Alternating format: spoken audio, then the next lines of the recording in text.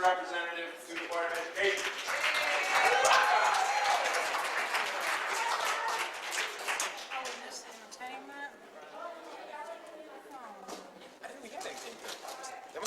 Something else going on. Oh yeah, something else going on.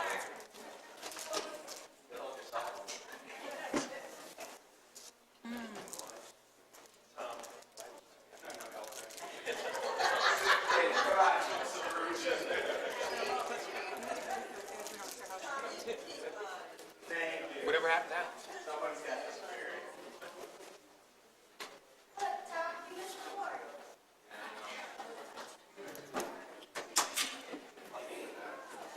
Wish I'd stop for coffee. Cold.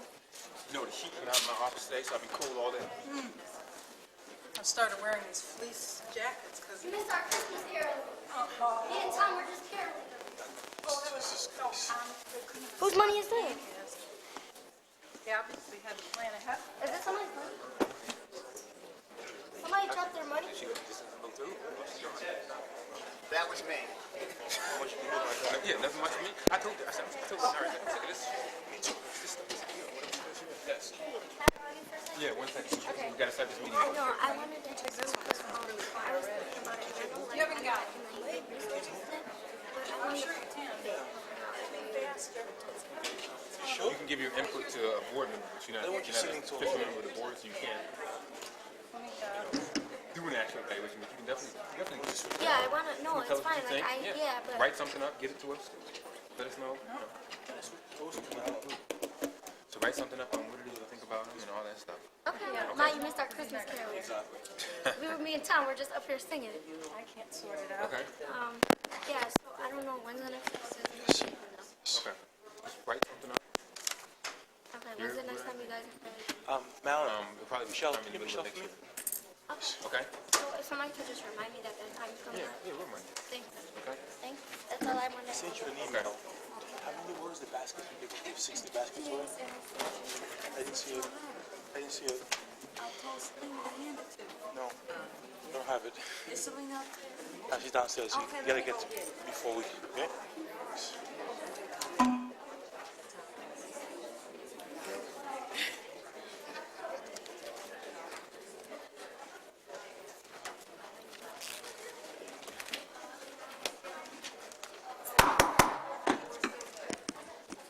Meeting of the Board of Education will come to order. We do have a quorum. 4 more constitutes a quorum. We have 4. So we will get started with our order of business. For those of you that do not have an order of business, it is to the table near the camera and the podium. And we're going to begin with the act of reverence and pledge allegiance to the flag. And that will be led by our student representative, Mr. Loss. All right.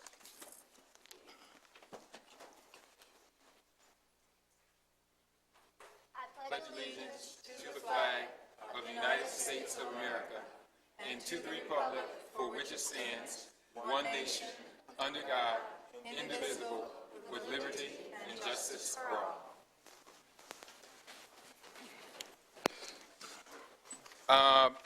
Before we move on to acceptance of the minutes, once a year we invite our colleague from the Monroe County School Boards Association, Ms. Jody Siegel, to do a brief presentation to the board. And I want to invite Jody to the podium if she's here. Oh, there she is, hiding in the back. Welcome, Jody. For those of you that do not know, the Rochester Board of Education, along with all the other districts in the county, are members of the Monroe County School Boards Association. And Jody is our esteemed president. Not president, executive director of the Monroe County School Boards Association. So we like to have her once a year to come and give us updates and anything else she wants to say. So Jody, thanks for coming. Thank you very much, Malik. It's good to be here again. It's good to see you all. I have brought things, as I always try to. We're having, alas, again, an interesting year. And it seems every year just brings more and more issues for us to work on. And it really is amazing and wonderful. You know, we have this job of working to educate the children of our community. And in doing that, find ourselves dealing with so many other issues and so many broad responsibilities in pursuit of that task. This year, we have pursued some new initiatives in terms of our advocacy activities. I went this fall and I sent letters to all the candidates for political office, offering them a briefing on education issues. Because if they won, they would be making decisions about it, and even if they didn't win, we wanted them talking in an informed way when education issues came up during their campaign. And about a third of the state and federal candidates locally actually took us up on it, which was kind of interesting. I don't know if Malik, you're going to Washington in February for the Federal Relations Network? Yes. Wonderful. That's a meeting that I always look forward to because it's so stimulating. It's going to be so different this year. 3 of the congressional representatives we'll be meeting with will be new. And one of our senators may have changed by that time, or at least be in the process of changing. So of the 6 federal representatives who speak for our area, 4 of them will be different people this year. And means we're going to have to build new relationships with them and help the ones that aren't that familiar with Monroe County and Rochester to learn more about it. I brought along for you, actually I'll hand them to the clerk and she can pass them down, our hot off the press new facts and figures book. And they're for the board, and I also have a list there of the people in the district who receive them. And I brought along a copy of our flyer, Effective School Leaders, which talks about the role of individual board members, the role of the board as a whole, and the role of what effective superintendents do and how it all fits together. A copy of Monroe County's Public Schools, which was produced by the Monroe County Education Coalition, which is the schools, the teachers' unions, the PTSA, the school business officials, and the Superintendent's Council together, which looks at the impact of public education apart from its primary role as a social and economic force in the county, because we are a major part of this county's economy, and there are always the people who say, I don't have children, what does it have to do with me? Well, this is really targeted at them. The governor's budget proposal that we just received is, I think, $42 million short. That is less than the amount of money that state aid countywide that we received last year. You can't have that kind of a change without it having an effect on the local economy. And finally, I brought along Monroe County School Boards Association, which talks about the services we provide for our members. And lastly, a list of all the topic committee meetings for this year, including the ones that remain starting in January, in case you want to attend any of them or any of your staff members want to attend. I just want to highlight a couple of the activities coming up. In February, again, is the legislative breakfast. Cynthia, you're usually there. And all of you have come at various different times. I urge you to come. It should be a very interesting discussion this year.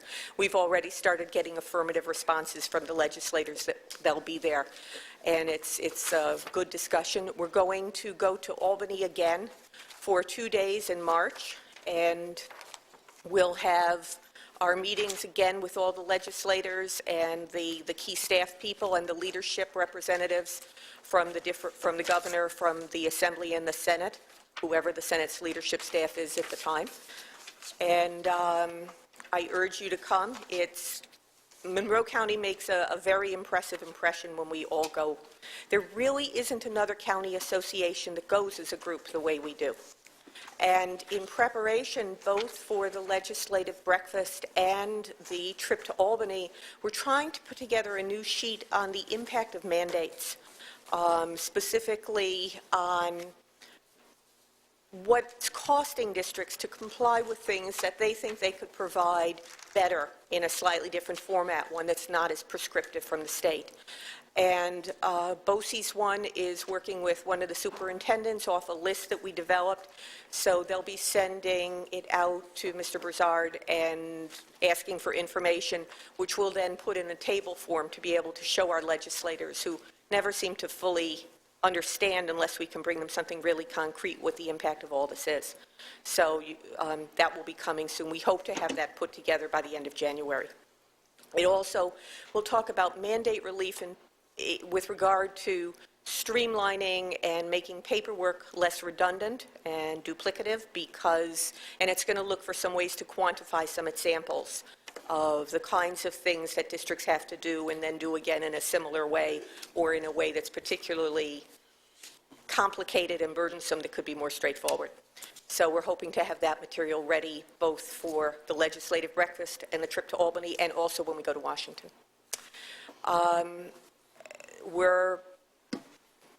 I think that basically covers the things that we're involved with of late. I hope that you will let us know what issues are most germane to you as we prepare for the trip to Albany, because we want to make sure that the information we prepare reflects every district's key concerns as we go and talk with our legislators and the leadership. It's important that the viewpoint we present be something that really gives them the picture of what Monroe County's needs are. Any questions, any comments on ways we can better provide services to you? Any brief questions or comments for Jody? Commissioner Brennan? Just an expression of appreciation. I don't know if people in this room or in other districts understand just how important and how invaluable the County School Boards Association is to board members. I've been interacting with them since I was a suburban board member a quarter of a century ago, and at Hilton and then at BOCES and now here. And they're really, I think, the unsung heroes of a lot of the work that we do. And I just want to express appreciation for that. Well, thank you. I know when I was a board member, I appreciated this organization in that way. What I think is striking is that when we come together and develop our position papers and our supporting information, and we go and talk to our other representatives in Albany and Washington, and we can say, these are the views of people in a county where we have districts with 700 some members and several thousand members and well over 10,000 not members, students. And we have found that we have a commonality of interest on these things. It makes them listen to us. It tells them that we've learned to work together in ways that they don't take for granted. Thank you. Anything else from anyone? No. Just to reiterate the thank you. No, thank you. Let me say thank you, too. And I know that I've been absent from many meetings, but that's because I've been at meetings here at the district. So I understand. I'm sure you understand that. And I would just also urge, obviously, my colleagues and others to take on leadership roles. I know I chaired the Labor Relations Committee a couple of years ago, which really gave me a great insight on labor relations. So thank you so much for coming. And obviously, you are welcome anytime to come to our meetings at any time. So thank you for coming. Thank you. We'll move on. We'll move on with item number 2 on the agenda, which is the acceptance from minutes of our various meetings. We've had 3 meetings since our last board meeting that contain minutes that need to be acted on. They are minutes from November 17, 2008, November 20th, 2008, which was the last Board of Education meeting, which went to well after 11 o'clock, and November 25th, 2008. May I have a motion to accept these minutes? So moved. Moved by Commissioner Powell. Is there a second? Second. Seconded by Commissioner Brennan. All those in favor of accepting the minutes, please say aye. Aye. President Evans. Any corrections? I will vote in favor of the November 17th and the November 20th minutes, but no on the November 25th minutes because I was not there. If I could then revise the, if I could revise the motion to approve November 17 and November 20, and exclude November 25 until such time as we have enough votes for it to carry. The explanation given is reasonable, but the fact is there's no reason for the minutes to fail a motion. Better that they be tabled. Okay, so that's, Commissioner Brennan, Sure. is that fine? That's fine. Okay, so we will vote on November 17th and November 20th, and then we'll take up November 25th when we have more than enough people to constitute a quorum. So again, all those in favor of November 17th and November 20th, I heard aye on all those, correct? Yes. Okay, and we'll take up November 25th, Madam. Let me put that in a formal motion Okay. to table. Okay, so so that motion carries. Let's your motion on the November 25th minutes. You make a motion to Motion table. to table. Okay, is there a second? Second. Seconded by Commissioner Elliott. All those in favor, please say aye. Aye. Okay, November 25th, motions are hereby tabled, and we'll take that up at another time. Student recognition, we have none. A bunch of our students got sick, so we will pick that back up in January, unfortunately. So they wanted to be here, but they were ill. We don't have any speakers addressing an agenda item, so we will move on to the superintendent's report. Mr. Superintendent. Good evening, members of the board and public. Before I ask the board members to actually leave the dais and go to the front for a presentation, just a couple of quick announcements. Want to just say thanks to Joanne Feen and the folks down in our offices downstairs for adopting a family in the city and creating baskets and donations to a family at school number 36. In addition, we had a huge drive coordinated by the Department of Human Capital Initiatives, where 60 families around the city were sort of adopted, and food baskets, turkeys, gift cards, etc. were delivered today. In fact, I took part in about 4 of those deliveries. The donations came from central office staff, came from Bente, RAP, ASAR, the RTA. The gift cards, I believe 1 Christmas tree went to 1 family. We also received donations from Omega Psi Phi fraternity. We also have an anonymous donor who gave $100. I guess in the past we've done this to about 20 working families, but this year it expanded the donation to every elementary school in the city. So $100 gift cards, food baskets, turkeys, Christmas trees, etc. We donated to 60 plus families today around the city. So I want to thank you, thank everyone who was involved in this. I know in the 4 I delivered, the faces on these families were unforgettable. So thank you again. So with that, if I may ask board members to go to the front and we'll have a presentation. Thank you.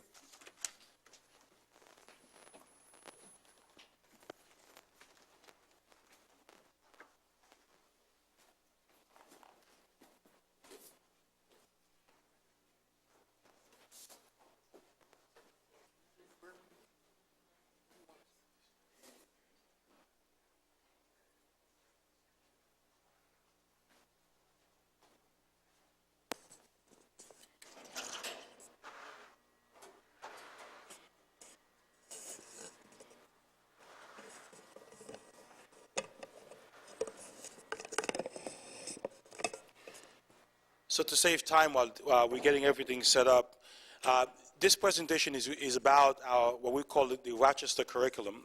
Just to go back to last spring, or maybe late last winter, we talked about the need to create a core curriculum in the city. We've talked about this a number of times. When I first came into the district, I asked Malin, what do we teach? Malin Patterson Grant, that is. And we saw that with math and literacy, we had a number of different ways that we approach literacy and mathematics across the city. Knowing that in urban centers, in urban districts, mobility tends to be quite high, we had to come and find a way of what we expect teachers to teach on a regular basis to be consistent across the district. We know it is a practice that high-performing districts have across the country. So with that, Malin was charged to find and to create, with a team of teachers and administrators, what we call the Rochester curriculum. So with the help of a group, many are, and I see some members here tonight, and some of them are from former members of the state education departments, folks have known for a long time, thank you, and others came together to create this one sort of coherent way of teaching math and literacy. As you know, we're starting with grades 5 to grades 9, and within that curriculum we have embedded assessments, 4 benchmark assessments, which will give principals and teachers a formative way of measuring achievement. So we're not doing autopsies at the end of the year, but instead having regular ways of intervening when kids are not doing well, or if they are doing well, ways of pushing them even further than that. So with that, I'm going to give it to Marilyn. It is her primary task as Deputy Teacher, Deputy Soup for Teaching and Learning. Thank you, Superintendent Brizard. Commissioners, you will note that the title of the presentation this evening is We Can See the Future, Student Achievement. And bottom line, that's what it is about for us as educators. And we firmly believe that this initiative to establish a standards-based curriculum and an associated system of benchmark assessments will support the achievement of all of our students. It's a pleasure to give you what we will say is a snapshot of the work that we've conducted thus far. And I'd also like to say, as an editorial comment, we thank the Democrat and Chronicle for giving us an early Christmas present, because on their editorial pages last week, they suggested that we do the work that we've been doing since July. As Superintendent Brizard noted, when he came on board, he posed one question to me that I expected to receive a rather simple response to. I call it the big question. What is our curriculum? I, in turn, posed that same question to the subject area directors. As we examined their responses, we were very clear that we lacked a standard, coherent, aligned curriculum that would support the achievement of our students across the district, no matter what school, no matter what teacher, no matter what grade level. In addition, it was clear to us that we had no sense of clarity that whatever curriculum was in place was delivered with a sense of fidelity across the school district. And I'll just share 2 examples, taking them from our core subject area. Let's take a look at ELA, and some of this may be familiar to some of you. When we posed the inquiry in terms of what we currently offered to our students in terms of English language arts, you will see that some programs do indeed cross grade levels. Some programs are particular to certain schools. Some grade levels offered several options. And take all of this in mind with the fact that at that time when this inquiry was made, we had 2 individuals responsible for English language arts, one at the elementary level and one at the secondary level. Let's take a similar look in the area of mathematics. Once again, you see some crossover of grade levels, different programs offered in different schools. Bottom line, you see the same lack of coherency applied in one of the most important arenas of instruction for our students. Now, it is very clear that since Superintendent Brizard has been on board, we are endeavoring to make our decisions that are driven by data. As we looked at our data, we determined several things. It was clear student performance was declining after 8th grade. We recognize 7th and 9th grade were troubled spots, and it played out in student attendance, suspension, retentions, and eventually dropping out. We saw a level of disengagement. We were very concerned about rising levels of student mobility, and we had particular concerns because our trend data indicated that student mobility was an emerging issue at the secondary level. And as we all are keenly aware, our district suffered as other urban districts suffer in terms of significant achievement gaps between groups of students, making it very difficult for us to meet that magic number of adequate yearly progress. And bottom line, disturbing information about our ability to graduate our students in 4 years. So looking at our data, It created a sense of urgency for our work moving forward. After you examine your data, it is also important that you weigh what does best practice dictate. The National Center for Educational Accountability has identified as a best practice of an effective school district, quote, one in which the defining and unpacking of specific academic goals by grade and subject. That is the standard of best practice. And this is an organization that has devoted tremendous time and attention in examining school districts that have a consistent track record of indeed closing the gap in achievement among various groups of students. So using our data, using the knowledge of best practice, we recognize that it was time to set to our work. Now, that work must be conducted in a particular context. And one of the most important messages being driven under Superintendent Broussard is the importance of collaboration, the importance of establishing professional learning communities that emanate from the way in which we work together here at Central Office and then play out in the real laboratory of the individual school and classroom. Those of us who have done some reading about the kinds of skills that are required for 21st century living, we always hear in the literature the importance of collaboration and the kind of work that would be required among groups of teachers to actually create and implement a standards-based coherent curriculum required tremendous levels of collaboration. Beginning in the summer of this year, we pulled together approximately 40 teachers, grades 5 to 9, representing ELA and math, bilingual educators, special education. Director of African and African American Studies was also at the table, and other subject area directors as well, because we really wanted to live out this commitment to a professional learning community in terms of how we did the work and how we would implement the work. Now it was time to actually do the work, and that was to generate our curriculum. Our focused efforts resulted thus far in establishing a single web-based system, one-stop shopping, you might say, a curriculum package that was aligned with New York State standards, created with a common framework. An individual teacher, especially our novice educators, could go to one location and access the important information to be shared with students. It would be used to actually inform the day-to-day instruction. It would inform not only educators, but our customers, our students, and also our parents in terms of what we have identified are the things that our students should know and be able to do. But also, of great importance, this tool offered the opportunity for modification as we moved along. And I'd like to think of our creation of this curriculum almost along the same lines of finally the adults in this district would be cooking from the same cookbook and the possible implications for our students as a result of those concerted collaborative efforts. Now, we all know the adage, what gets measured is what gets taught. So aligned to this standards-based curriculum that was implemented, we created a system of 4 benchmark assessments. Our goal in implementing these assessments was to provide timely performance data.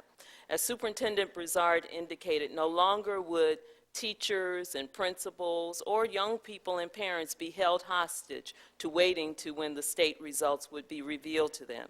So over the course of this academic year, 4 times, grades 5 to 9, ELA and math, these benchmark assessments are administered.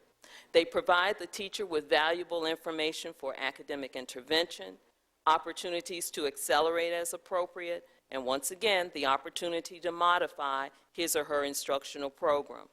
It also further informs our work, not because we feel it is appropriate, but because it is informed by data, what the number says to us.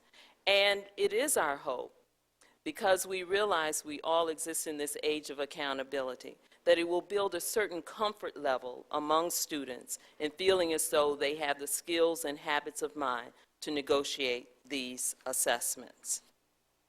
Now, we have the curriculum, we have the benchmark assessments. From that, how does that impact the laboratory of the school and the laboratory of the classroom?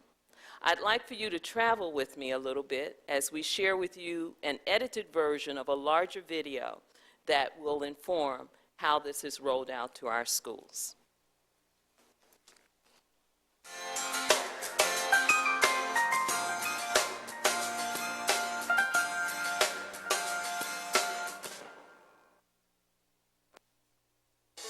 There's a lot going on in our district, a lot of reforms that we're putting in place to make our district one that is world-class. But the most important of all really is the work around curricula, the work that will impact teachers and students in our classrooms every single day. There's a great study done by a group called justforthekids.org. And what it did was to look at great districts across the country that close achievement gaps, that raise student achievement. And what they found was that all of them had a core curriculum in place for math and ELA that spanned all of the grades, where embedded assessments that provided formative information to teachers was a standard. So they can make decisions about kids on a regular basis versus waiting until the end of the school year to find out what happened. We didn't go out and buy curricula and transplant it in the city. What we did instead was to engage our professionals, to engage our teachers and administrators in making this really what it ought to be, which is a level of standards around math and ELA, initially from grades 5 to grades 9, but eventually we'll spend all grades from K to 12. We're calling this the Rochester curriculum because, again, it is built by people who work and live in our schools. And what you will find is that it will bring a level of coherency in a system where our children move and move a lot. The mobility rate in our city is high, so we cannot afford to, as a district, have different things being taught in different places across the district. The second thing it does, which is tremendously important, is that it will allow us to begin to scaffold the work that we do to post-secondary so that all of our children are ready for college when they come out of our schools. So, again, looking at the work that will come out of the Rochester curriculum, you will see units of study, lesson plans, assessment, but most of all, it will help us drive resources to where they're needed most in the classrooms and schools that perhaps are struggling with the work of teaching all of our children. Hello, I'm King Swain. Today I'm here with a great group of Rochester City School District teachers and administrators talking about the Rochester curriculum. I'm going to start here on my left with Ms. Connie Leach. Hello, Ms. Leach. Hello, King. How are you? Good. Ms. Leach, how do you feel about integrating the Rochester City School District best practices and literary initiatives through the Rochester curriculum? Will this improve the New York State curriculum? We believe that it has potential to do wonderful things for us. By having the Rochester curriculum, we are, for the first time in my 24 years in the Rochester City School District, going to be able to integrate the very best of what we have in literacy and what teachers have been trained to do, and will now have at their fingertips online access to how to integrate all of those pieces. At the secondary level, we will have Springboard, the project literacy piece with the writing standards, Read 180. In addition, we will be able to integrate meaningful lesson plans based on the assessments that this Rochester framework will provide for us with the NER benchmark assessments. So it'll be a complete piece that will be easily accessible to teachers and that will allow all teachers to provide students with the very best instructional practices across the board.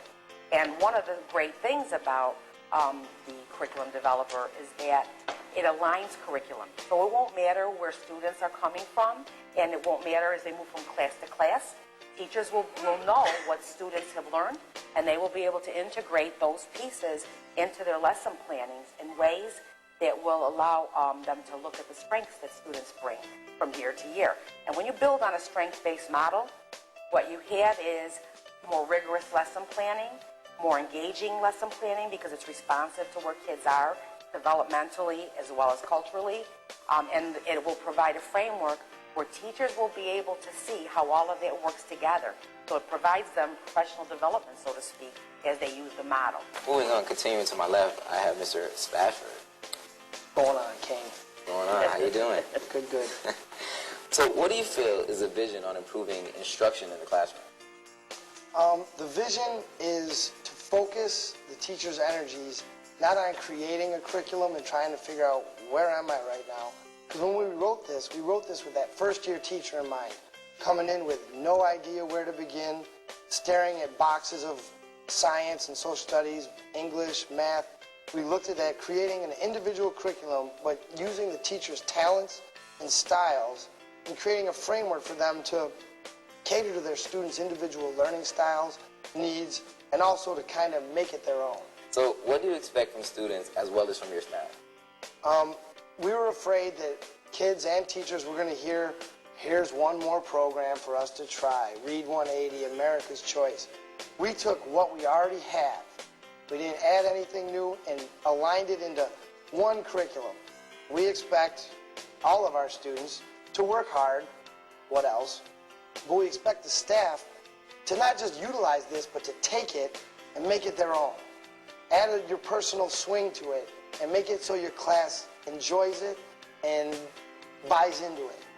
We're trying to prepare our students not just for the standardized tests and boost our scores, but to prepare our students that are off for college, and for our students that are ready for the workplace to join the working field. I was thinking about the advantages of the Rochester curriculum to the parents in our district. I think we've come to a place where we now can have more informed parents and partners in education. Dr. Rudy Crew, the superintendent of Miami-Dade County, speaks of them as demand parents, parents who are informed and can demand the best for their children's education. And through the Rochester curriculum, we will now have a framework that can inform parents as well as teachers about what's happening on a day-to-day basis in the classroom and what student outcomes should look like at the end of a particular unit or year. Also, it's going to change the nature of parent-teacher conversations and the kinds of things that are happening when parent-teacher conferences are going on in schools. So I think that this is a beautiful piece. It takes parents' perspectives in their children's educations to a whole new level. I worked with some on the curriculum alignment, and I found it to be extremely informative in terms of, I've been in the district for a long time, but as a teacher, we've never had a system-wide alignment. So I was a little leery at first because, and a little apprehensive about certain components of it, but the more I worked through it, the more comfortable I felt, because I really felt as though an aligned curriculum through the district would really help our students as well as our teachers, specifically newer teachers. And I also have been a mentor in the past year, so I know first-year teachers are somewhat overwhelmed with all the information they have. So I know it can help first-year teachers, but veteran teachers also, and that our district would be aligned. So if you were at school 6, you would have the same curriculum as school 9. Now, not telling you how to teach, and not telling you how to, not taking away any of your freedom as a teacher and your creativity as a teacher, but to say that this is what topics or these are the themes that are going to be carried out for each grade level, so that you don't have combinations of things where the third grade teacher is doing somewhat the same thing as the fifth grade. It's more spiral, and therefore consistency is what's great. There's no way we could have written a curriculum that really had meaning and meat to it, and substance to it. So therefore, I think that we did the outline of it. Now it's an opportunity for teachers to pilot it and to try some of the lessons that we talked about, and then to give input. And then there's an opportunity for teachers to even give lessons, put lessons online, so that whole idea of collaborative teaching will happen, because teachers will be sharing, and it'll change the culture. It'll change the idea that you're in your room and this is yours, but this is all of us, because these are all of our kids, regardless of what school they're at. They're all of our students. So if I'm doing something that can benefit someone over another school, we should be sharing. This project, this curriculum project, will lay out concepts that all children must be taught, will bring a high level of rigor for all students, whether they are special education students or English language learners, whether they're performing at the level 4 or level 1. So again, thank you for being part of this wonderful project.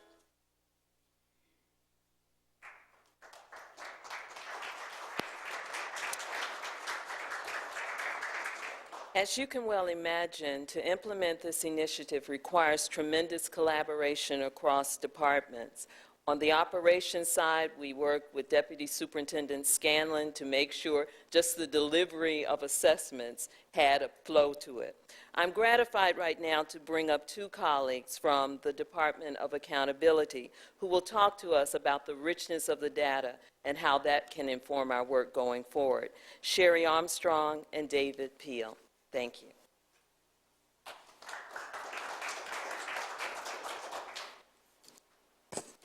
Good evening. First, the benefits that we find from the NER benchmarks assessments, looking underneath curriculum and design, it allows us to understand how our efforts are aligned with New York State standards. Once we've created a curriculum that mirrors what New York State is telling us that our students must learn, then we can move into our learning results. And once the students take the assessments, the NER benchmark assessments, that allows us to reflect on our curriculum and make sure that our efforts have been applied appropriately. This represents a timeline of what a student would experience when they start out in pre-K and they're heading towards graduation. They begin, in the past they took two assessments, one assessment at grade 4, one at grade 8, and then they also took the Regents, and this is just for ELA and mathematics. But we were finding that in reflection, we were not identifying any of the gaps that the students had in time. So the state implemented assessments at grades 3, 5, 6, and 7. So now we have 3 through 8 testing, and then we also have the Regents. Well, with the benchmark assessments, we're able to look even closer. So within that grade level, we're able to identify, based on the standards that the students are supposed to be learning and driven by performance indicators, we now know here's how the students are performing. So you have 4 points throughout the year, 2 points prior to you taking a New York State exam, and then 2 points after the New York State exam, in which a teacher is able to go back to the curriculum and fill in the gaps for any students who are demonstrating that they are weak in specific areas. From the benchmark assessments, teachers are able to go online and see their classroom results, see district results. They can also view performance indicators, which are the specific things that our students are supposed to be able to do at each grade level. And also, they are able to take a look at the performance level of the student as how they fared on the New York State benchmark, on the NER benchmark assessment. And I'm going to have my colleague David Peel go through this slide with you.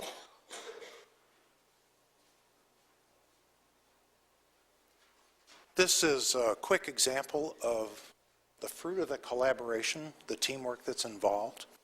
We're zooming in on one part of a report. The top part of the chart has to do with a combination of several sets of data. You have an overall test result from 2006 ELA, 2007 ELA, and 2008 ELA for this particular student, who is anonymous, known as Sherry Armstrong, but you understand what we're doing there. The tip-off is the ID number, One of the things that we're concerned about is how to take all the data that we have and put it in the hands of educators. What good does it do to hear that your school has such and such percentage of this or that or the other performance level when you get to that moment of teaching and learning? How do you help that particular student? So this is an attempt to get a little bit of the way there. What we're doing here, the top half of the chart, is 3 years of the overall score on ELA for that student combined with the first 2 benchmark scores from the current year for that student. Now that's just an overall score. The bottom half of this particular example is zooming in on the critical analysis ELA questions. That's just a clump of questions that are part of the ELA assessments. Again, we have a score from 2006, we have a score from 2007, we have a score from 2008 for this student from the New York State tests. We can combine that on the same chart with scores from the current NER benchmarks.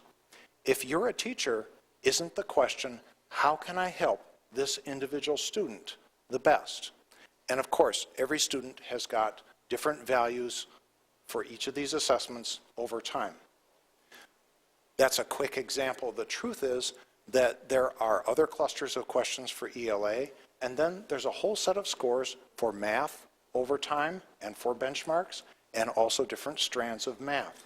So on one page, for each student and each grade level, for each teacher, we're able to present a 3-year prior history of assessment results plus the current immediate results of NER, all on one page. When it comes time to helping the student and supporting teaching and learning, this is an example of what we're doing. Thank you.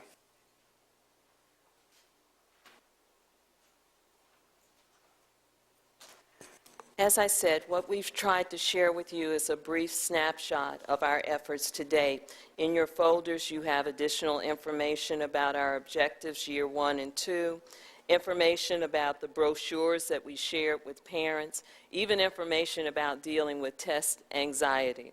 We realize that we have to attend to the ways in which we prepare our youngsters so they feel supportive as they try to step up to the plate. But this was our humble attempt to give you a quick update in terms of our efforts around establishing the curriculum and the associated benchmark assessments. Thank you.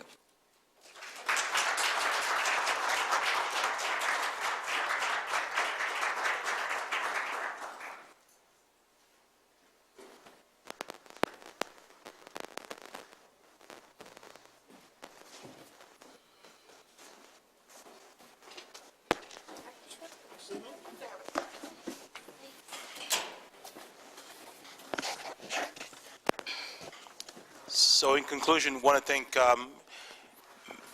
teachers, the administrators who helped put this together, the folks from NER for their support, and of course especially Marilyn Patterson Grant for her leadership in making this a reality. And that concludes my report, Mr. President. Thank you. Just let me say that I am very pleased to see this. I remember I believe it was at the gathering that we had with the unions when a grandparent made the comment that they felt there was a large difference from when their grandchild went from one school to another. So I think it's great that the curriculum is being aligned. So no matter where you go, it's going to be the same. I always think of it kind of like when you're getting on an airplane. I know if I leave here in Rochester and go to Chicago, the runway is probably going to be about the same length, and I think it should be the same way with our curriculum. So every school should be a school where our kids get a great education. So I'm glad to see that. Commissioner Powell. Yeah, I'm going to do a little fishing here and ask, wouldn't it be possible, would this have been possible to be able to push this kind of data down to the schools if the board in its past hadn't supported the high-speed internet backbones, hadn't supported upgrade of technology that we have in the past? I mean, is this not some of the fruits of our own past investment? Without question, and if I may, I will even add the DINI grant that came from the state that was approved by the board helped fund all of this. This kind of stuff does not happen without resources. The teachers over the summer had to be paid. All the resolutions, yes, the internet, the access, in fact, all of this build sort of the structure for this to be possible, yes. Thank you. Commissioner Elliott? Well, let me just say that I'm not that convinced or confident, and I'll just have to tell you that, it sounds good. But the fact is that this district always is slick with presentations. Now, having said that, it remains to be seen. because even if you have great curriculum, if you don't have the right people on board who have high expectations for our students, they're always being suspended. I know you're working on that, Mr. Superintendent. Threats of arrest, low expectations, then, all this slick stuff we're doing is not going to mean a hill of beans. Now, and what it ends up doing, it gives us awards, and we still are failing our students. And so, I sat there, but I wasn't that impressed. I'm hopeful that it will work because I sit here on this board.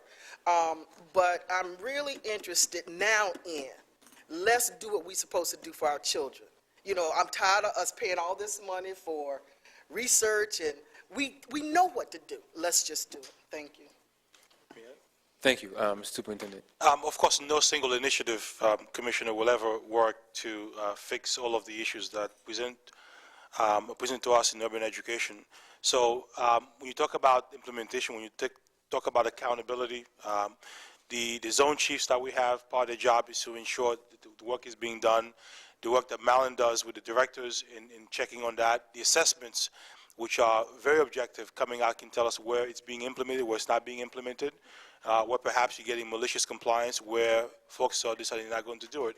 So all of that gives us a window into perhaps addressing some of the issues that we often talk about around structural racism, the racism of low expectation, etc. Also, at the same time, too, identify some of the great teaching we have going on in our district and perhaps use that as a way to push on other people and say, look, this teacher is doing an amazing job in this school with these students. Let's see what he or she is doing and perhaps replicate. So all of this will combine to provide the evidence. And of course, the bottom line is student achievement going up, graduation rates increasing. So it's one piece of the puzzle, but for us, it's a pretty big piece of that puzzle. Thank you. Commissioner Brennan, anything on this? No. Thank you. Thank you, Mr. Superintendent, for your report, and thank you to your staff led by Ms. Marilyn Patterson-Grant for all the hard work that you're putting through on this. Thank you so much.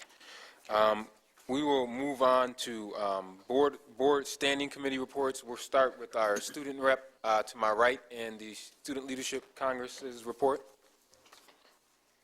Good evening, everybody. I'm sure everybody is psyched for holiday break, just like I am. First, I want to give my kudos to Mrs. Grant and the PowerPoint. I loved it, and I can't wait to read about how to cope with test anxiety. Also, the next thing that I have been really excited about is last week, the pencil program, and kudos to Nydia Padilla. She's not here tonight, but I am excited about the pencil program. I met my partner, her name is Jacqueline, and forgive me if she's watching this, Jacqueline Marasco de Bella, founder of GEM Consultants. She was present at Wilson's Poetry Slam, and it was wonderful as a student to see Wilson make the paper after some time and some good news. And she is doing a wonderful job. She envisions taking some Wilson students to Asia in the future, and I think that's just a great goal for the school itself. So I think the pencil program. Also, kudos to the coat drive. I believe that's going on in the district with the Salvation Army. And also kudos to Lila Eaton. She's a SOTA member, junior. She participated on a panel last week with Nydia Padilla. And I'm glad to say for myself, I had a U of R interview to start classes in the spring as a junior, and my GPA is currently a 4.13. And thanks. And I find out in like a week, so everybody keep me in your prayers. I need to get into this school. Wait, it can't happen if Mr. Brazard doesn't attend church. By the way, It's an inside joke. It's 4.13. I mean, you guys can give me a recommendation, right? It's 4.13 with IB courses, advanced placement courses at her school. Great job. And last but of course not least, my group SLC, we are going places. We are updating. Mr. Brizard, I thank you for joining our meeting yesterday. I'm sorry we kept you 40 minutes late with questions and concerns. Our homeless shelter subcommittee is looking forward to visiting a homeless shelter for the holiday. They are creating baskets for families and getting them some warm clothes and some food. And Wilson Commencement Park, our partnership with that subcommittee, we are going to go and read to some kids and hang out with some kids and have some holiday things for them. I know, Mr. Brizard, you'll like this one. We're having a public service announcement on keeping kids in school and decreasing the dropout rate. We're having a college tour set up. We are looking at St. John Fisher, U of R, Nazareth, Brockport, MCC, RIT, and Roberts Wesleyan. We're also going to hold another forum. Our forum committee is currently working on surveys, therefore everyone's voice is heard, and we can extend surveys out to school communities and students and staff. And our next meeting is January 21st. I invite all to join. Thank you. Thank you very much. In terms of your homeless shelter, are you still looking for a place to do service at? Yes, I know that they've called a few places, but yes. Well, I'm not trying to push you guys anywhere, but I would recommend the House of Mercy. House of Mercy. And you can, if you see Joanne Fiend, she can get you the number to them. They always are in need. They're right up on Hudson Avenue. So. Okay. Thank you so much, Commissioner. No, thank you. Commissioner, and that's Sister Grace. Sister Grace is the person over there, by the way. Oh, Sister Grace okay. Miller. Thanks. Commissioner Powell and the Finance Committee. Yes, thank you. Finance Committee met on Thursday, December 11th, that was a week ago. We reviewed what are in our packets today, resolutions 476 through 489, with the exception of 485, which was pulled, and it is not in our packet today. This includes resolutions 476 through 480, which were all facilities resolutions, final payments. 481 through 483 are procurement and supply. 484 through 488 are information technology, and there's one other. Our next meeting will be January 15th at 5:30 p.m. The good news about the Finance Committee is that our entire schedule is built around the business of the district, and so the Finance Committee, no matter who is the chair next year, operates pretty much on the same schedule. The Thursday before the business meeting is when the Finance Committee really needs to meet, and I presume we'll continue to meet in that fashion regardless of who the next chairperson is. Thank you, Commissioner Powell. And are you seeking a motion to approve the financial reports for the month? That's right, yes. Is there a second? So moved. Or second. Second? Second, yeah. Okay, any You have a motion. discussion around the financial reports? Okay, all those in favor of, yep. And I'll do a roll call vote to accept the monthly financial reports, starting with Commissioner Brennan. Aye. Commissioner Elliott? I'll do aye, but I wasn't there, so I okay. typically vote no. Okay. Thank you, Commissioner Elliott. I vote aye. Commissioner Powell? Aye. Thank you very much. The ayes have it. The financial report is approved.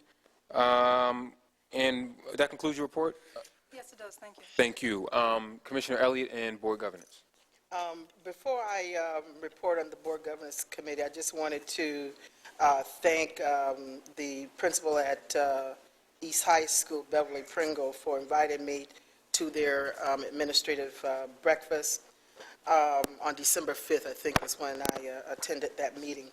And I'd also like to thank President Dan DiClemente of Bente for inviting me to their collaboration with Cure for Cancer, their Christmas party at School Without Walls. I really had a nice time over there, and hopefully the president will invite me next year. The Board Governance Committee met on November 22nd, I believe the date was, November 24th, and we discussed board goals, board consultant, same things that we have been discussing for the last few months or so. Staff evaluations, we will discuss in this Monday meeting, board cabinet retreat, and also we're still working on another gathering of the district, the unions, school board, and parents. And that concludes my report. Thank you. Commissioner Brennan and the Policy Committee. Thank you. The Policy Committee met on December 11th, and we briefly discussed the proposed policy for the student and family support. The committee recommended that the proposal be forwarded to BOCES for their review, since BOCES is involved now in updating our policy manual. And we'll look forward to their input and be following up on that, whoever the committee is, next year. We also discussed two other rather familiar topics, the parent involvement policy, and there was a considerable and very stimulating discussion there about what actually constitutes parent representation on such a committee, whether in fact, is this parent and community representation, is exclusively parent representation, and if it is, what's the proper balance between parents, obviously, but we might additionally include, guardians or even education guardianship, which is in fact a legal concept I've subsequently discovered since the committee meeting. But the intent here is to have truth in labeling and to see to it that parents' voices are not drowned out in this process by non-parents, but at the same time, obviously, recognize the importance of larger community involvement through whatever other mechanism might exist to do that as well. It was a very interesting and stimulating discussion, and the first really comprehensive presentation we've had of what administration has in mind and has been working on with respect to this issue. And I hope that over the next few months, the board, the policy committee, whoever they are, and the board can synthesize a lot of the input that we've received to see to it that we put in place something that's truly representative of the entire community, which which works and which steers people in the right directions through the right processes to address the various issues that they have at the grassroots level. Finally, we discussed something that's germane to something that we'll be dealing with in an interview process tomorrow night, and that is the importance of our staff. Recently, we saw a story in Democrat and Chronicle having to do with quarterly reports for contracts under $25,000 and the absence of those quarterly reports, and all of the issues of basic oversight and public confidence that flow from them. And what a lot of people might not realize, first of all, I was surprised to hear that board members have not been, to read that board members have not been raising this question. You would have thought that Commissioner Williams was the first person to raise this issue. That's not accurate. The fact is I have repeatedly in writing and verbally, as have other board members, noted the absence of these reports. And one of the root causes, which was alluded to in the article, has been really is a staff function. It's a function of the turnover in our legal department that we've had. It's also a function of board staff.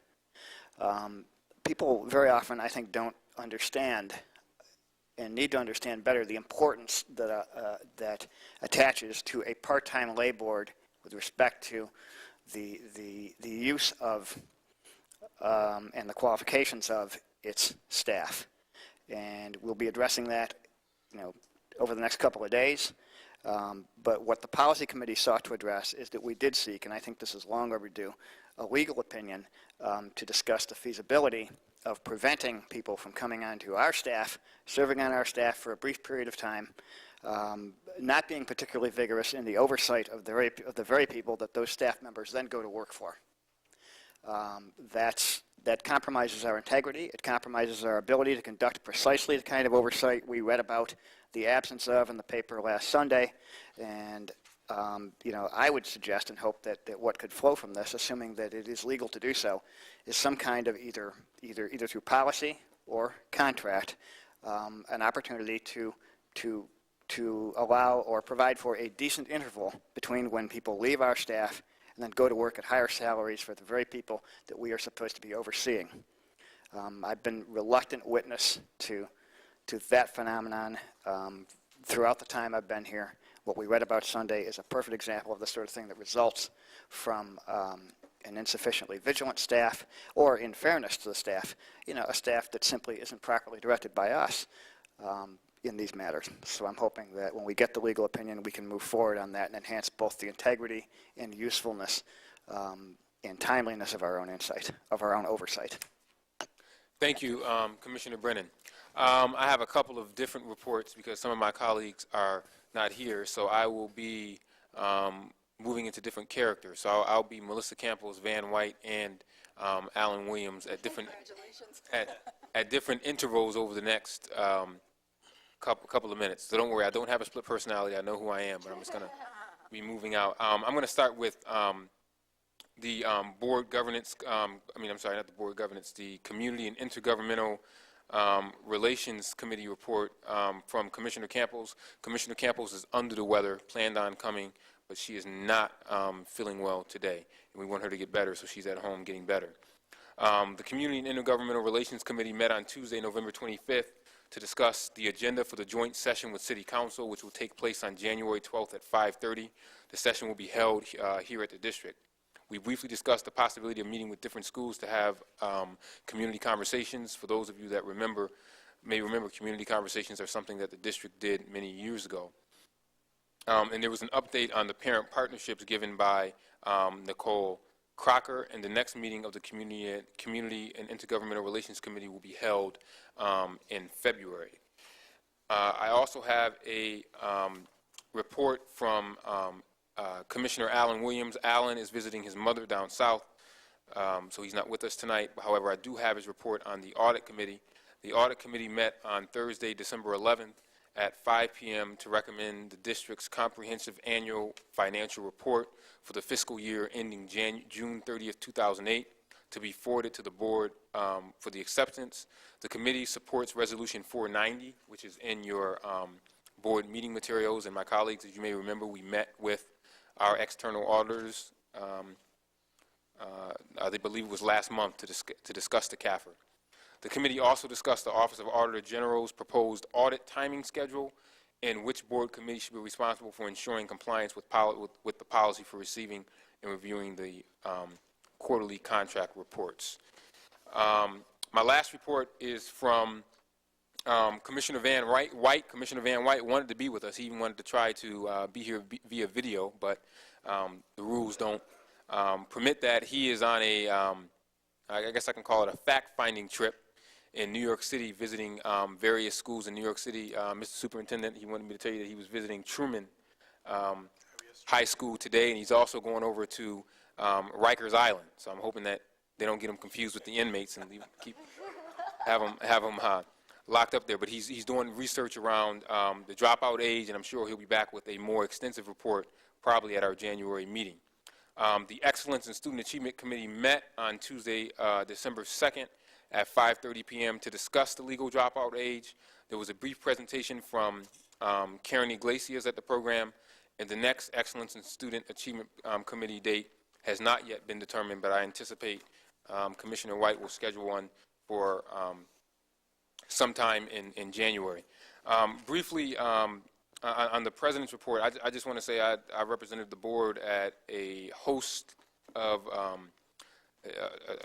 a couple of different events. The Jewish Community Federation's Commission on Christian and Jewish Relations, I want to thank them for that invitation, and they were very committed to making sure that they help the district, and also the Preventative Access to Self-Empowerment and Support program, which comprises a lot of students from the district, but also from Buffalo. And it really is a great program in terms of helping students deal with their anger management issues and also career goals. Parents are very involved there. Parents got up and spoke about their the progress that they see in their children, and also their wishes for the future. A lot of you may not know, but Wilson Foundation Academy is the only school in the district that has a national junior honor society. So I wanted to give kudos to the principal, Deidre Matthews, for establishing a branch of that foundation there. It's very important that our students understand scholarship and excellence, not when they get to high school, but when they're in those earlier grades. And Dr. Matthews should be applauded for that. She also should be applauded for coming there and wearing her full regalia from after receiving her EDD from the St. John Fisher program. I came in and I said, "What is she doing wearing this?" But she wore that to let the students know that no matter how hard you get, even though you are working and you have a full-time job, that you still should pursue higher education. And she's pursuing, and as you know, she pursued and was successful in getting her doctorate in education. So it kind of woke me up and said, "Malik, I better get on the ball and go get my." So you guys can call me Dr. Evans. And I also had the opportunity to meet with a group of East High staff members, and I provided that update in my report to the board. So that concludes my report, and we'll move on to the consideration of resolutions, and we will start with the Human Resources resolution. Oh. One alibi? Yes, one alibi, yes. Commissioner Powell. Before we get into the resolutions, I'd like to draw attention to the box that's presented in the resolutions. That's been redesigned. It was, and the utility of this new box was presented to the Finance Committee last month, or last week. It should help make it more clear what the MWBE status of a contract is. Also, in the past, that box was only presented on capital projects. It's now being included in other contracts, for instance, commodities, contracts that are put out to bid, and service contracts. So I think that you'll find this to be a much more user-friendly box. Gives you a snapshot really quickly. But especially the second half of it, below the shaded line, may not be self-explanatory. So if you need an interpretation, I'd be happy to try. Thank you, and I definitely appreciate the box. I think it also holds us accountable, particularly around our MWBE goals that we have, and tells us where we need work, and also highlights when we're doing what we need to be doing. So thank you. One other alibi is, in addition to the CURE benefit, Cynthia and I both were in attendance at the school number 9 cookie contest. Oh, yeah. Which was a fabulous. Are these the cookies here from that? Actually, these are different cookies. I don't know where these came from, but I can tell you that it was well received all around. The kids were like totally involved. They got to see the judges go through by way of video cameras. Oh, wow. A grand time was had by all. Thank you. Thank you. We'll move on to the presentation of resolutions. We will begin with the human resources resolutions. Thank you to the superintendent and the staff for providing answers to questions that were submitted to board members. Thank you, board members, for submitting questions. And also, I just want to tell my colleagues that our clerk may be reaching out to you and asking that questions be submitted a little earlier, so that way we can make sure you get answers earlier in the event that we were going to have a study session and to give you more time to review those. So we'll begin with the human resources resolution. As you know, human resources resolutions are voted on here. Any resolutions related to any specific individuals have to be taken into executive session. Our student rep cast an advisory vote on all resolutions with the exception of human resources resolutions. So I will begin with resolutions 448 through 475. May I have a motion to approve? So moved. Moved by Commissioner Brennan. Is there a second?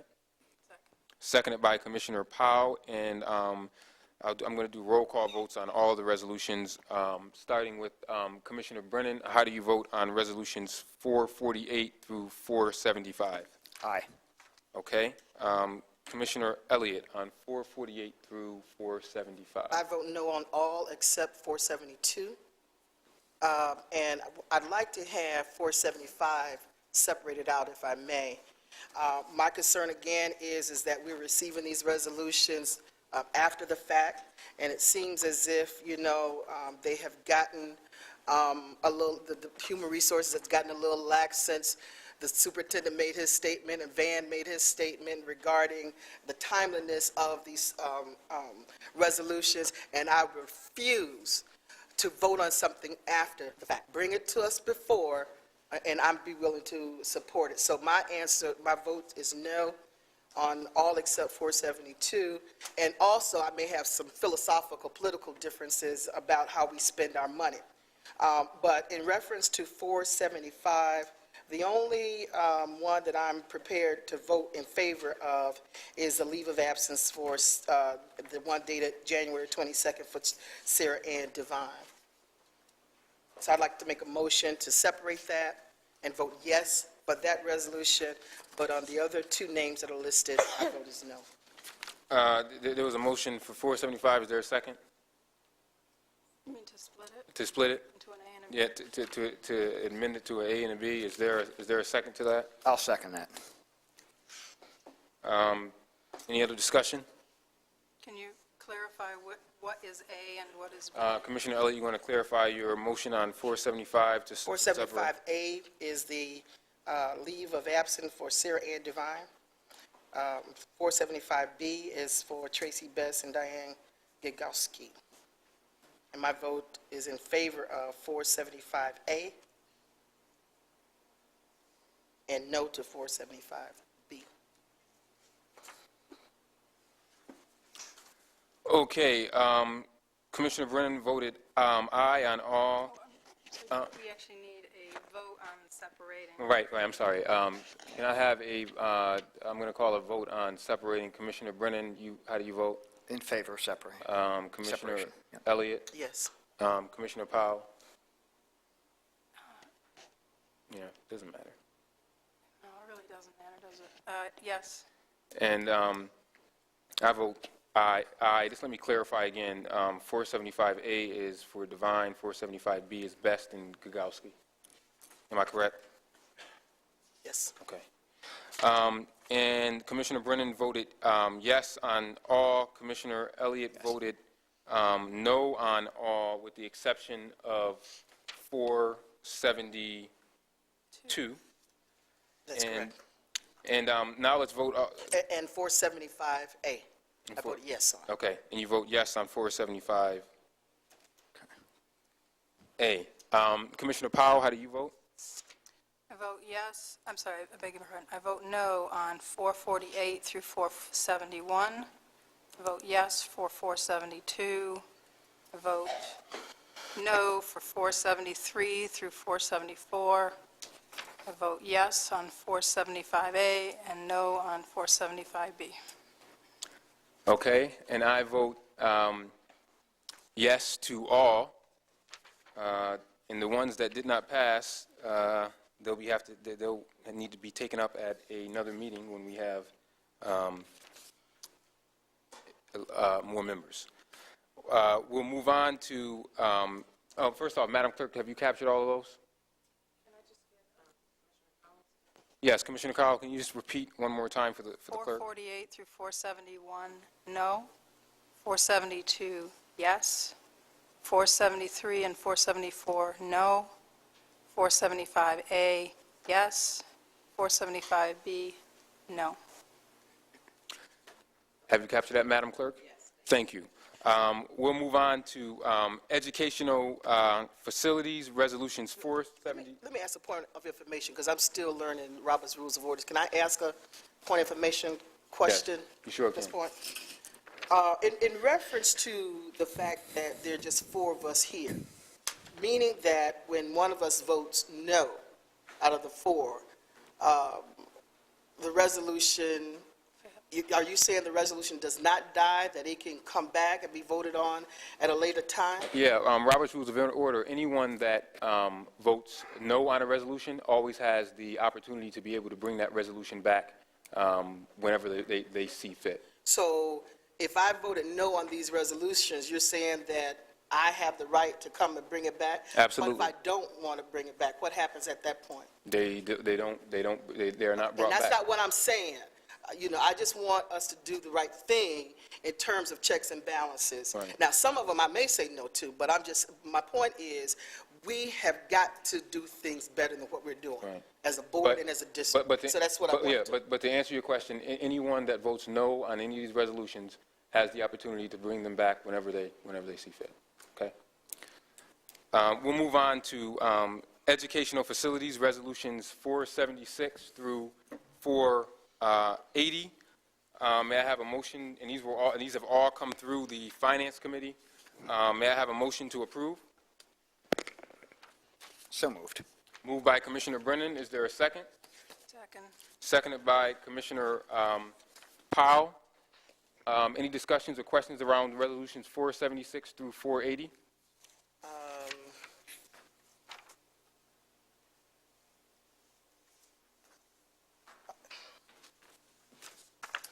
I'll ask it in the Finance Committee Okay. meeting. This is just this basic question that. Okay, thank you. This gentleman.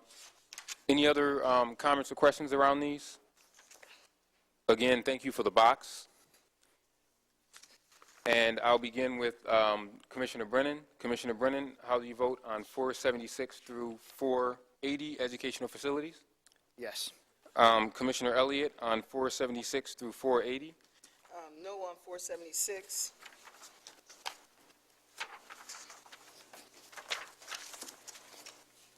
Vote yes on anything? Okay, and then yes to the other ones? Yes. Okay, no on 476. Commissioner Powell, how do you vote?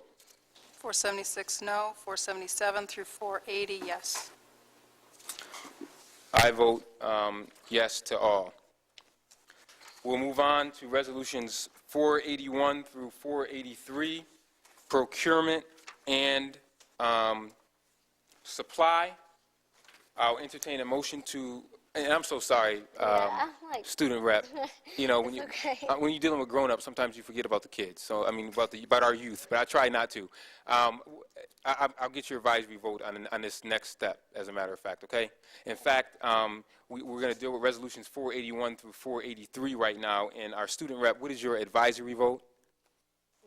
Yes. Next time I do that, you can say point of order and say, I have not cast my advisory. Yeah, I'm sorry. You have not cast your advisory vote, so my apologies. No, you're fine. Yes to all. Thank you. Our student rep has cast her advisory vote for 481 through 483. May I have a motion to approve 481 through 483? I have a question on 483. Okay, let's get the motion on the floor, and then you can ask your question. So moved. Okay, so Commissioner Elliott made the motion. Is there a second? Seconded by Commissioner Brennan. I'll second it. Commissioner Elliott, your question. Just in terms of 483, is this a collaborative relationship? Is that what we have here with the BOCES, Monroe 2, Orleans BOCES, and the district? Is that what this resolution is about? Mr. Superintendent? John, is that one of yours? It's not on my list. Yes, it is. It's $83. it came out of the Finance Committee. 483? It's the District, New York, participating with Monroe 2, Orleans BOCES for joint bidding of engineering and biomedical supplies and equipment pursuant. Meaning that we get these services at a lesser rate because of our engagement with? Has already handled the bidding and created that group of providers that you see. And we use these providers. All right, thank you. Thank you. Any other questions on 481 through 483? Any other questions? Okay, hearing none, again, a roll call vote on 481 through 483. Commissioner Brennan? Yes. Commissioner Elliott? Yes. Commissioner Powell? Yes.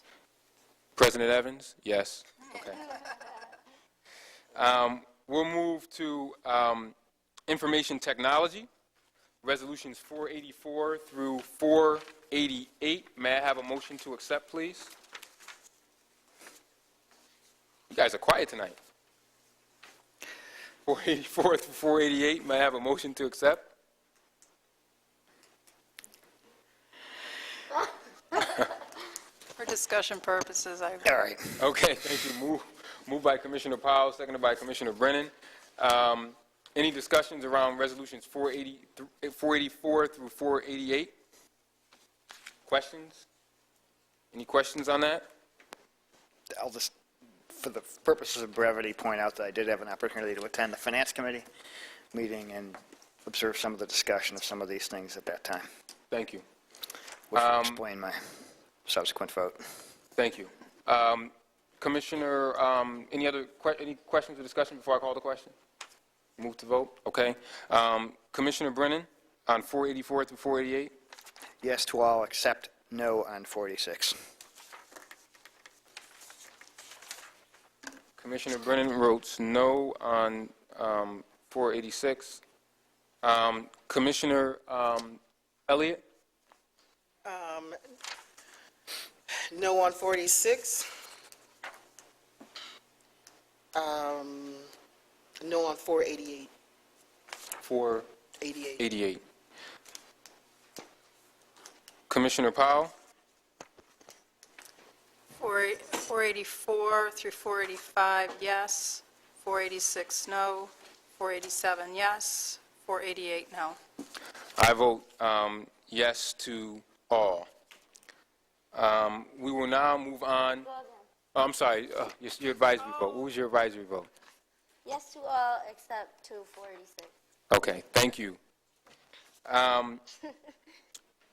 We'll now move on to other, which are resolutions 489 through 503. Motion to separate 503. There is a motion to separate, a request to separate 503. Is there any objection to separating 503? I don't have No? 503. You don't have that because that's a human resources resolution. Okay.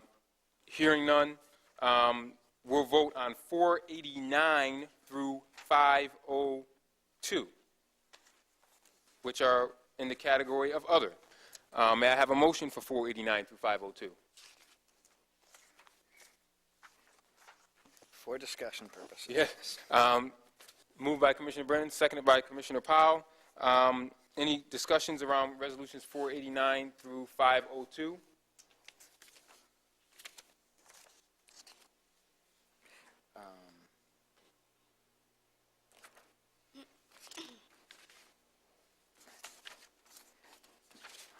Okay, I'll call the vote on 489 through 502, beginning with Commissioner Brennan. Commissioner Brennan, how do you vote? A more careful reading of the packet answered the question that I would have had, and I'll vote yes. Thank you. To all. Commissioner Elliott? I'm voting no on 495.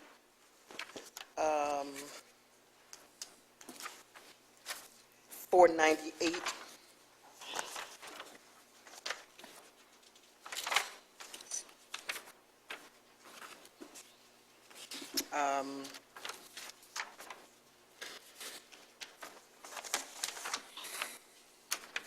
And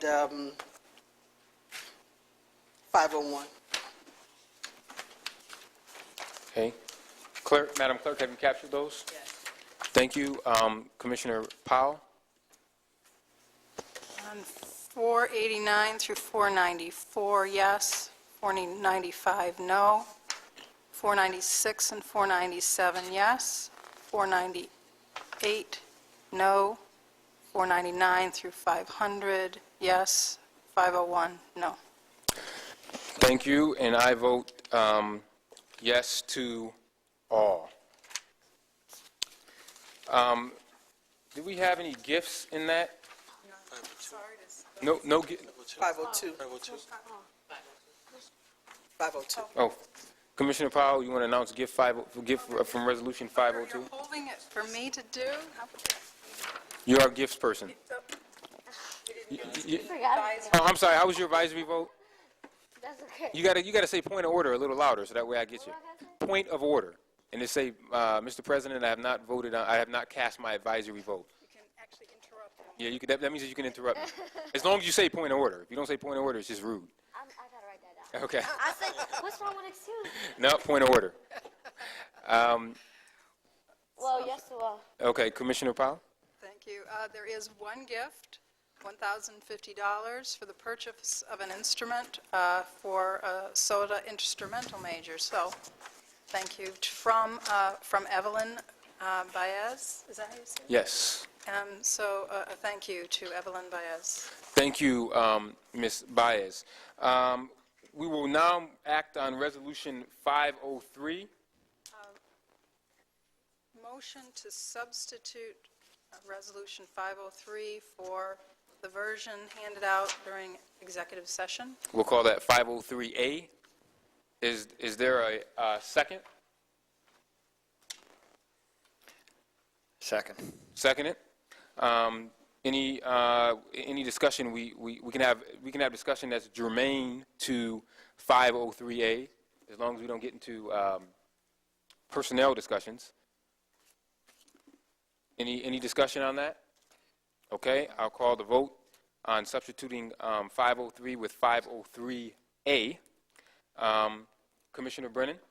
Just a quick question. 503A reflects what our understanding was earlier. Yes. Okay.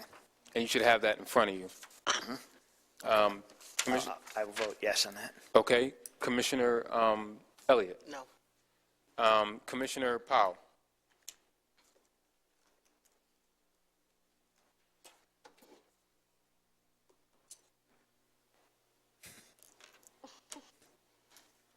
Yes. And I also vote yes. Motion fails. We will now move on to new business. Any new business? President Evans? Yes. We talked in the Finance Committee a few months ago about, there's a resolution that came before us that noted in the resolution that the official newspaper of the district was the Democrat and Chronicle. I'd also like to include other newspapers where they reach more people of color. Specifically from my vantage point, the Minority Reporter. And I'm not sure the Hispanic or other newspapers that can reach other persons of color. Commissioner Campos would have to bring that to you. But I'm asking, how can we, I know we vote on those in the organizational meeting next month, but I think if we're going to reach a broader audience to participate in our bidding process, then the Democratic Chronicle, in my view, can't be the only paper that we use, that we have to broaden our reach so that we can have a more diverse opportunity for bidding on the contracts. What I'd like to recommend is that from the African American perspective, that we include the Minority Reporter for consideration as one of the papers that we determine that's going to be the official paper in our organizational meeting.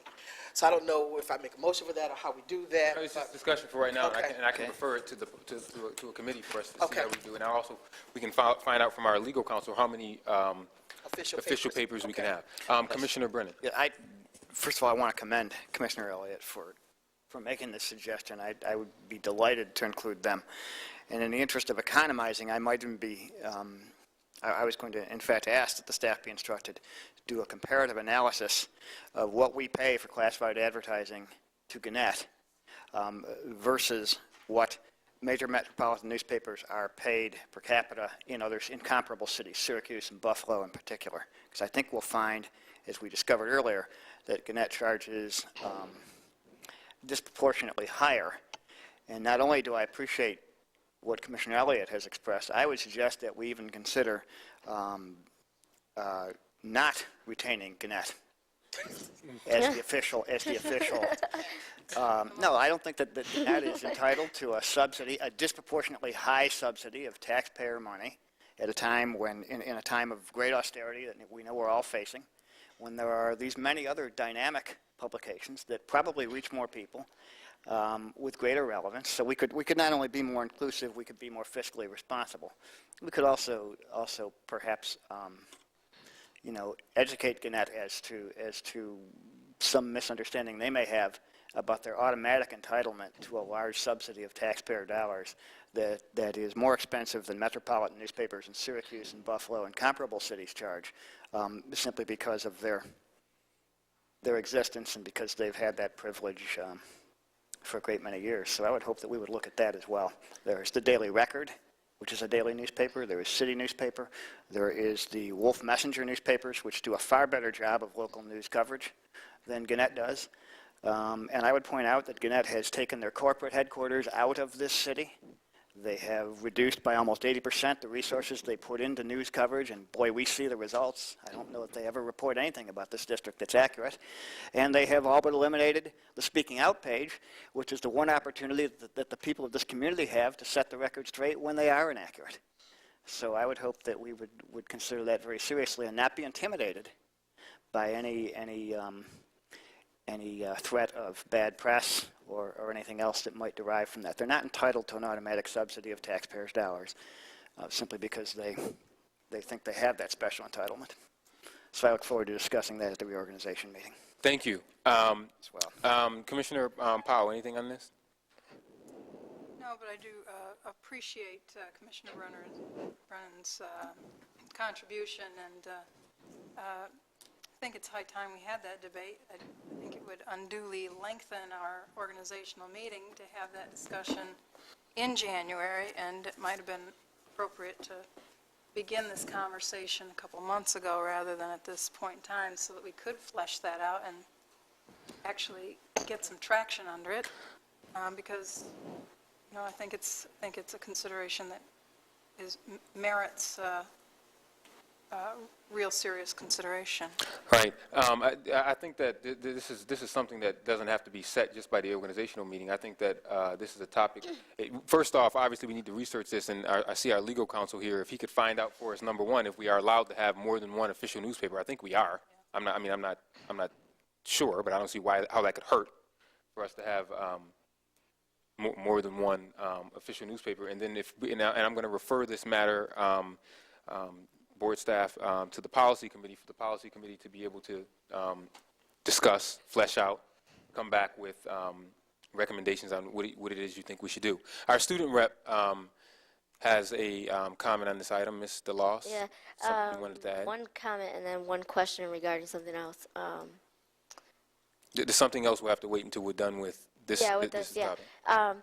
The comment I had was the other thing is I know there's a newsletter too in the district that produces positive messages. I think it's the Students First newsletter, so we can look at that too. And I highly recommend the Minority Reporter because over the summer when I had a job at City Hall, I met with the Minority Reporter over there, and he got some input from the Mayor's Youth Advisory Council and some other members, King Swink and I, and some other people. So they're very good at reaching out to young people of color, and so I commend Commissioner Elliott for suggesting the Minority Reporter. Thank you. President Evans? Yes. Just a process question. I mean, you've just referred it to the policy committee. We don't know who those chair people are going to be But whoever is the next chair, month. they need to take up that agenda along with the other things that are there. Okay, I guess that I'm interested in all deliberate speed to get this moving. So let me make a recommendation through the superintendent to the legal counsel. If he can share some information with us, what he finds through email. Either we can have it or we can't have it. If we can get that information, over the next few days, would that be possible? Let me just ask that. Yes. All right. I mean, and I really hope that this wouldn't be a long, drawn-out discussion. If we can have more than one paper, we should just be able to add 3, 4, 5 papers and say this is our Because paper. my recommendation is that it not goes to the committee. If we get the information from legal that says we can do it, then we should be prepared at our organizational meeting to add them. It's a one-piece promotion. And I would have, trust me, I would have no problem with that because that'd be simple and it'd be done. All right, thank you. And I'm not entirely sure, you're talking about referring the decision for the designation of Another paper to the I'm policy. not entirely sure why that would have been referred to the policy committee in any event. Is it because It's It's It's policy. policy. Right. It's bylaws. It's bylaws, it's in our policy, so. Okay, we could have a motion to suspend the rules, Right, I mean, which would be in compliance with parliamentary procedure and our bylaws, and not take it back to the policy committee. Right, so, but I mean, I think Proper way to do I think Commissioner Elliott's recommendation is fine. Sure. If we get a memo saying that we can have as many newspapers as we want, at the organizational meeting, we just add the ones that we want, and that's fine. I mean, I think that, Or subtract. or subtract. I think we need to be as inclusive of everyone. Even if we're paying through the nose for it, what sort of? Well, Look, I'm just being faithful to the philosophy that the Gannett newspaper endlessly expresses in their editorial page, that we're spendthrifts and that we waste money, and I suggest that if we're going to start economizing, that maybe we might want to start with them, since they charge a disproportionately greater amount than the comparable papers. It's a fine example for us Well, to we can always negotiate price, so let's hope We can could, do that. that's true. So, Maybe this would be the first step in doing that. thank you, Commissioner Elliott, for bringing this up, and I will say, in fairness to you, you were going to bring this up last meeting, but it went a little long, so thank you. Any other items under new business briefly? Yes, Yes, I just. 'Cause I want to get to know our from- students. Oh, okay. I just wanted to know from the superintendent, real quickly, the status of the Facilities Modernization Board. Where are we with that? And when have they started? When will they get started? We can Jim, just get if you some don't mind? information on that.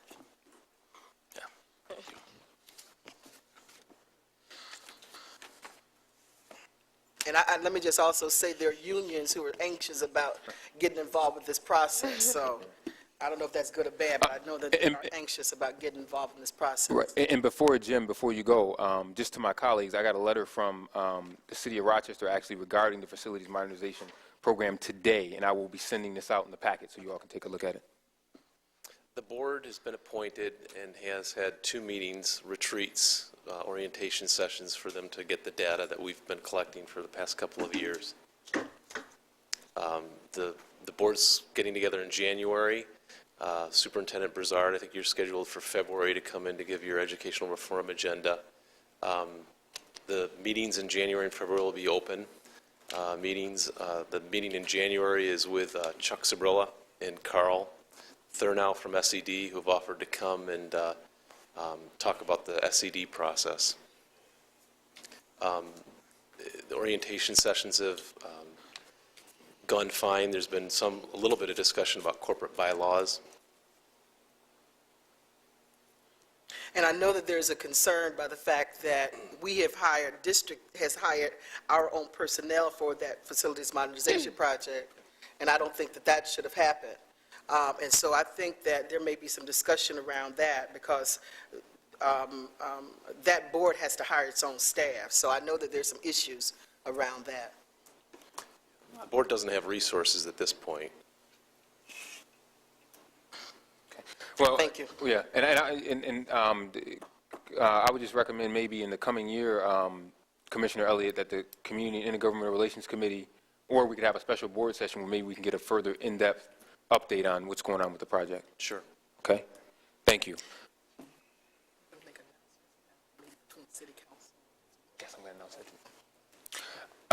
Mr. Loss, you had something briefly. I do want to get our students up here. We have some students here that I'm dying to hear from that they got their little medals around their neck, and, you know, I really want to hear from them because they do something that I wish I would have done when I was in high school. I know, one of the kids speaking tonight is one of my SLC members. Okay, so do you have anything briefly? Just a quick question for Commissioner Elliott. I forgot, and I think I asked you this last month. When are we talking about the board gathering again? When are we doing that? We're still working on trying to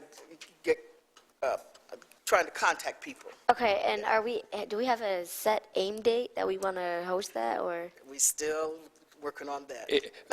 Mr. Loss, you'll learn that when you try to get grown-ups in a room, calendars are difficult. Still working on it. Right. So It will happen. Mine is like that too. right. So it will happen. It's just that we got to get grown-ups calendar. We got a lot of busy people, so we have to just get everyone to come to a meeting. Thank you. First off, thank you to our students who've been waiting patiently. The robotics, many students from our robotics team, if they all could just stand up before they speak, we should give them a round of applause because they're doing great work.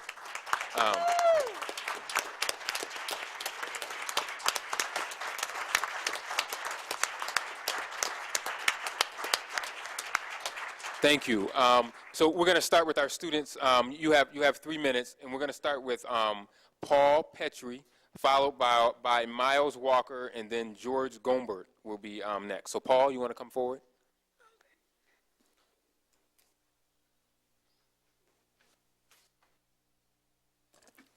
Hello, I have some information for you. Yeah, but you can hand that to the clerk. If I could also request that all of our students be sort of considered as a group rather than independent speakers. Oh, you guys are going to all stand next to each other? No, but we will be coming up in sequence. So consider us as a group rather than... Great. I like that. Why can't you guys teach grown-ups how to do stuff like that? Grown-ups really can learn something from this. Thank you. And years. Thank you. Paul, go ahead. Well, I am the captain and chief programmer of the School of the Arts First Tech Challenge Robotics team, the SOTA Silverbots.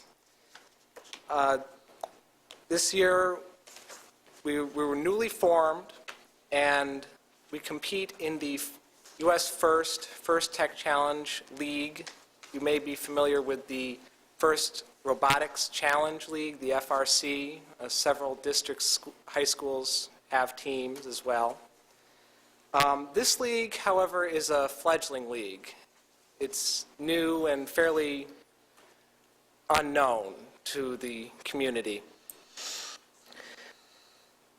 We, just this past December 5th, competed in the Northern New York State Regional Championship and came away with the Innovation Award for Design and the First Place Award. Because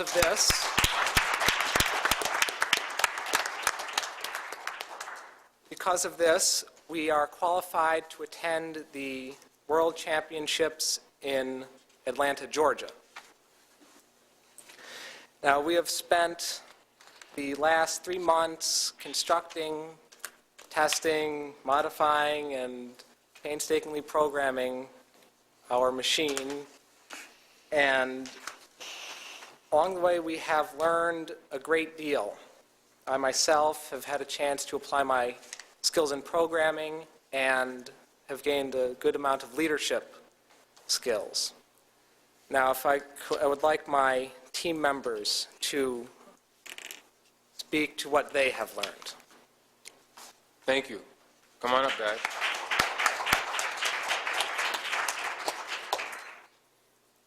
And your name is?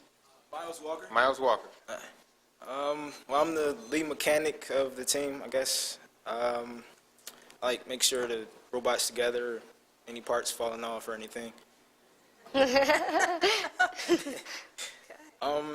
Throughout the program, I've learned many things, team building skills mostly, how to solve problems using skills through math and science, like taking like how many gears, the notches on the gears to slow down the arm speed, like you need that for like science, physics, math. Without that, we would probably fail the entire competition, like how to get up the ramp and stuff. With the team aspect, building skills, we had many ideas all together. Everyone had a special kind of idea that we put together, kind of collaborated. We tried to add to something we saw was kind of wrong or try to build to it.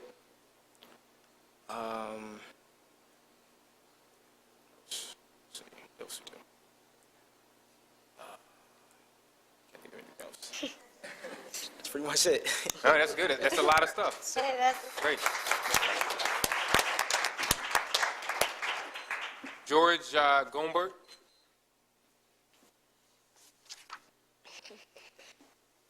Hello, my name is George Gombert. I am the lead driver and assistant programmer on the SOTA Robotics team.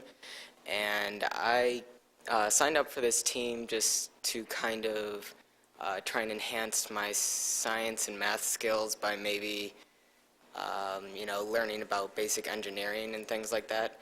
So I came into the team working as a mechanic and was going to work on the arms so we could acquire the pucks so we could score in our game. And then I ended up getting I ended up working with Paul, and he taught me how to program our robot. And we have worked together and gone through the many glitches of the programming to finally figure out how to get our robot to fully function and keep it from breaking under these stressful situations. And so we, as a team, have learned a lot, but I have come away from our win at the December 5th regional with a accomplished feeling. I feel like I have attained engineering skills, and that might help me in my academics, because engineering is basically a way to solve problems, you know, and that's basically what learning is. You take a problem and then you overcome it by learning about it, and I've had a very good experience with it, so it's been a good time. Thank you. Thank you. Ryder Eaton. Ryder here?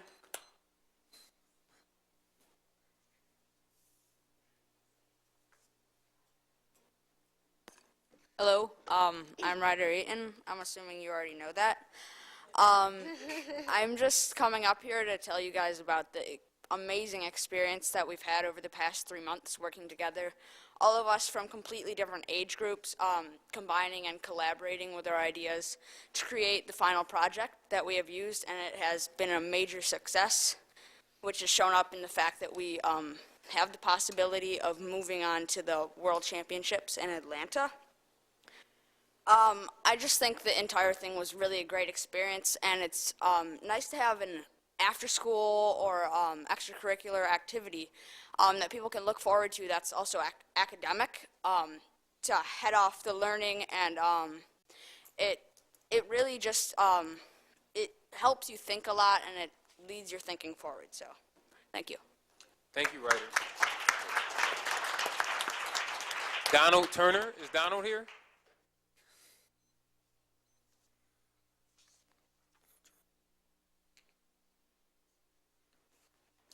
Good evening. My name is Donald Turner. I'm the head safety inspector. Make sure everybody has safety goggles on during the competition. Everything, the assistant mechanic. I learned a lot from the program. I learned mechanical work and teamwork and a whole bunch of other things. Thank you. All right, thank you. Bye. Congratulations. Nice job, Donald. I'm glad that you... Landon Debs.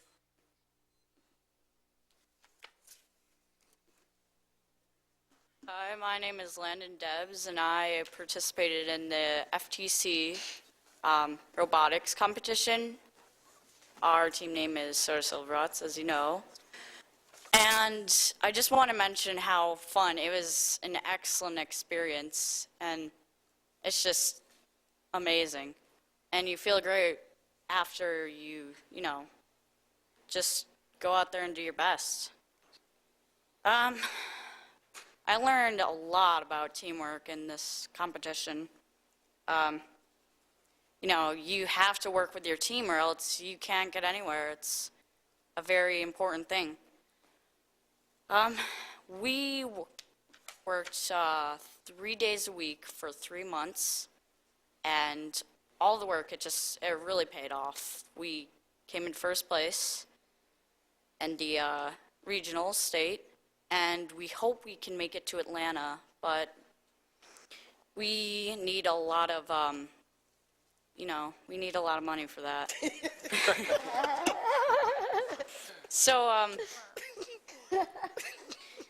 we would love if you can make donations to our team.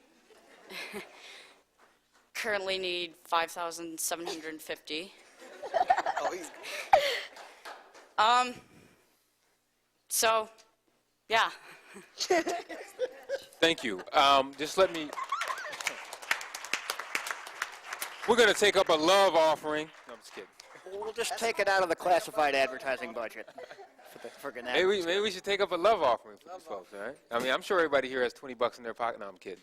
But I would recommend to this group, I don't know if you guys have contacted Friends of School of the Arts and also the Rochester Education Foundation. I would definitely point you in the direction of those two organizations because I do understand that it's $5,750 roughly. Harrison Crandall, is Harrison here? Okay.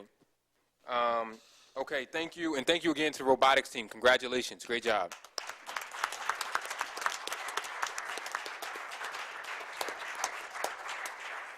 Is Charlie Richardson here? Charlie Richardson? Charlie's not here. Okay, that's how you know. That's when you know the holidays are coming when regulars aren't here. I think he might have been here last night instead. Yeah, he was here. Is Reverend Harvey here? I thought I saw Reverend Harvey.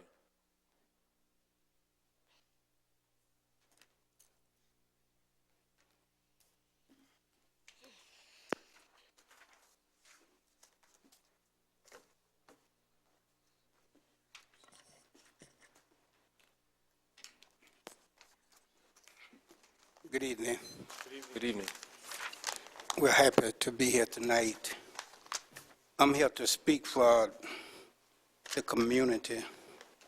Some of the issues have came before me and other ministers in the community. And one of the issues is I spent a lot of time in the school. And I see a lot of things that go on in these schools that I don't like, and a lot of people doesn't like.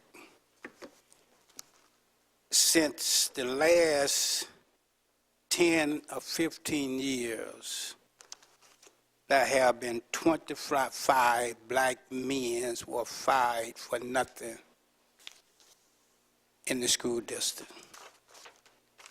And that was on the Janie, because C. Michael Roberts and other,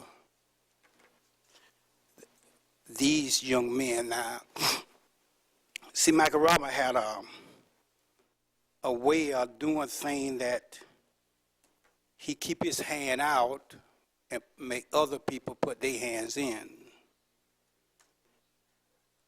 When in his office up there to the central office, C. Michael Roberts had about 90%, between 90 and 99% are nothing but females. He refused to work with an African-American male.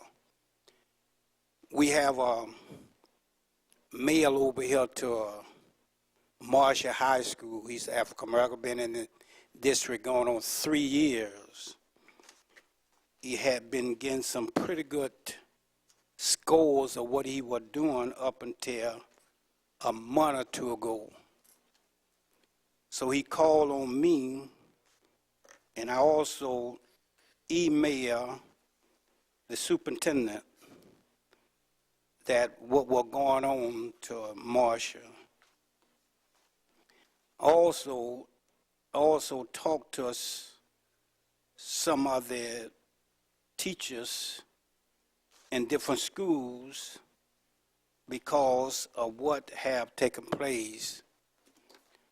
Now, for example, this weekend over in East High School, there have been 15 teachers was out, and they had to look for people to sub for those 15.